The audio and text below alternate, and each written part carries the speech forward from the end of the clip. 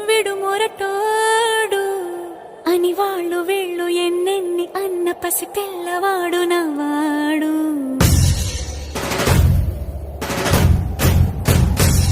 విడుముండోడు అని ఊరు వాడ అనుకున్న గాని మహారాజు నాకు నవ్వాడు.